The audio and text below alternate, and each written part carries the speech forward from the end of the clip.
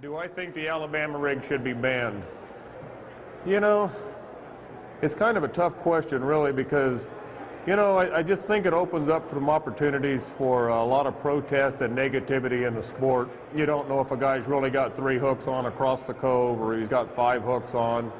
You know, it's another technique. It's not going to be a foolproof thing. It's not going to always work, but you know, I'm a chuck and wind guy. I like to run down the bank throwing baits. I've caught a lot of fish on it.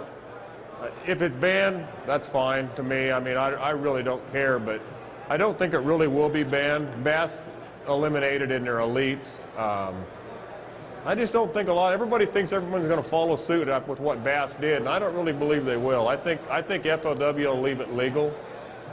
It's banned by one of our tournament circuits here, you know, in the hook, line, and sinker down in the Delta. But I think it'll be legal. I just don't like the negativity that it might bring to the sport.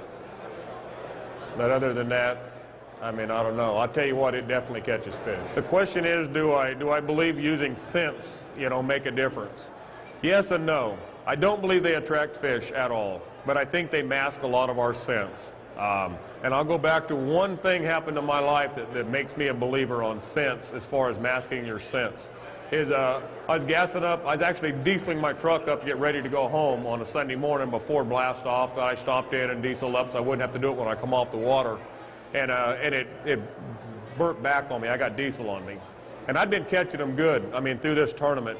You know, I'd practiced 2 days and I was doing really well in the tournament. I was dragging a 1-ton jig, a 1-ounce football jig with a Yamamoto 5-inch hula grub on it, green pumpkin, and I was catching a lot of fish. I had a horrible day. I mean, and my partner was using my rod, my reel, my jigs, fishing right beside me. It was a combined weight Pro-Am, and he was kicking my butt like there was no tomorrow, and I can't get bit. But he's catching fish, and I know they're there, and I can't get bit. So I grabbed a jar of scent out of my boat, which I normally have one in there somewhere, and I smeared it all over my hands and my bait, and I took a towel and I wiped it off, put some on my bait, and I mean, I instantly started catching fish. Now, I'm convinced in my head that diesel was a bad deal. And to this day, I don't fuel up in the mornings before a tournament. I just don't do it. But I don't think it's an attractant, but I think it masks the scents on our hands and stuff.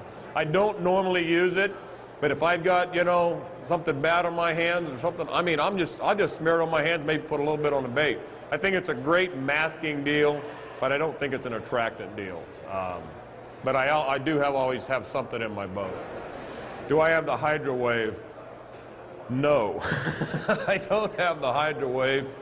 You know, I'm old. I've been around this sport a long time. I remember the Bass computer. Some of you guys probably don't remember the Bass computer where you programmed in the weather and the time of year and it tells you what bait to fish.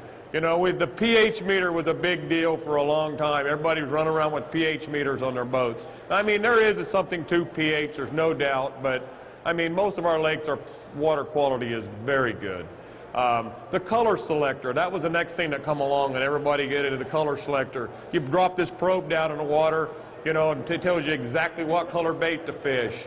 And there's probably some degree there, you know, with the light penetration in the water, but I never bought into any of that stuff, and I'm not buying into the Hydrowave either. I just don't. If somebody shows me, somebody kicking my butt one day, I mean, I may look at it, but right now, it's just not something I'm going to use.